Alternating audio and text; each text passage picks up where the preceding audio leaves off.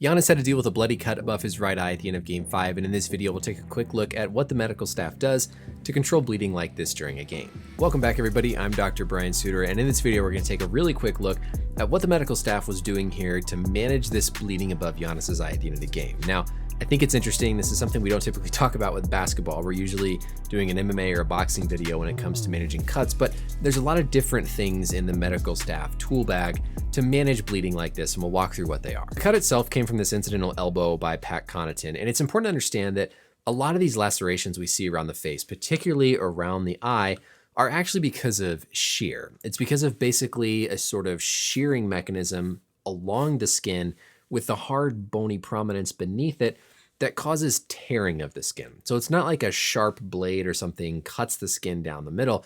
It's more that the skin tears because of that shearing force cutting across the skin with the hard bone beneath. Around our eye, there's really not much there in terms of protection. It's basically thin skin with that upper ridge of the orbital bone above it. And so there's a lot of propensity to have these cuts right in that area around the eye. What we're trying to do in these moments is obtain hemostasis, which is a fancy medical word for just controlling the bleeding. And initially it was hard to see what they did, but it looks like one of the medical staff members here is holding a bottle of what looks like maybe just Aquaphor, so kind of like some glorified petroleum jelly.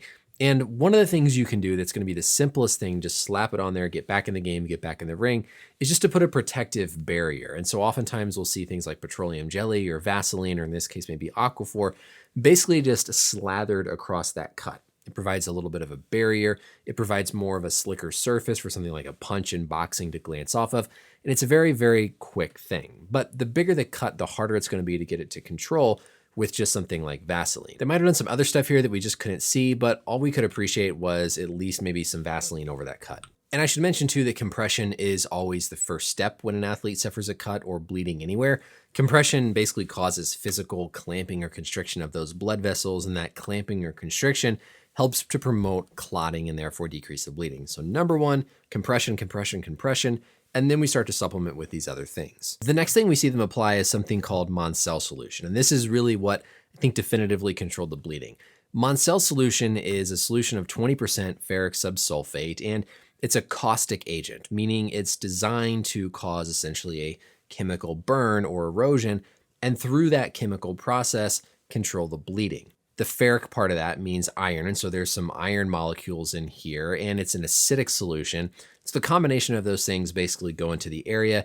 They cause some protein accumulation, they cause those blood vessels to clot down, and you can sort of think of it as causing a mild burn to that area to therefore scar it up, kind of clot it up, and hopefully control the bleeding.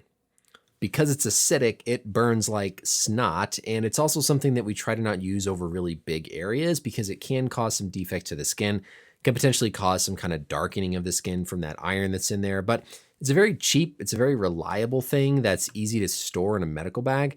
And so pretty much all sports docs who cover sideline events will carry some of these vials of Monsal Solution in case we need to do something to quickly control the bleeding.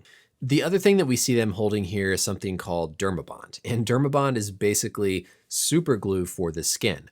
It's hard to tell if they've actually cracked it or not and applied any Dermabond, and I suspect if they're using Monsal Solution, they might not have done Dermabond. This cut is actually fairly wide, and honestly, Dermabond takes a minute or two to fully set, and so they probably wouldn't have had enough time for the Dermabond to adequately set in and provide enough sort of coverage over that cut in this short time period. The other thing about Dermabond is it runs a lot when you apply it, and so anytime you're applying it to a cut around the eye, you have to be really, really careful that it doesn't run into the eye, because of course the last thing you want is for Giannis to accidentally glue his eye shut whenever they're trying to stop this bleeding. So I don't think they used the Dermabond, but they sort of had it as probably their next backup if this Monsal Solution, this sort of chemical cauterization, didn't sufficiently stop the bleeding. And remember, they only need this to hold for theoretically around maybe 14 seconds of game time, a minute or two real time before they can get it back and probably adequately suture it up. It's great you can see after the game that whatever they did has held up pretty well. It doesn't, again, look like there's any Dermabond over that area.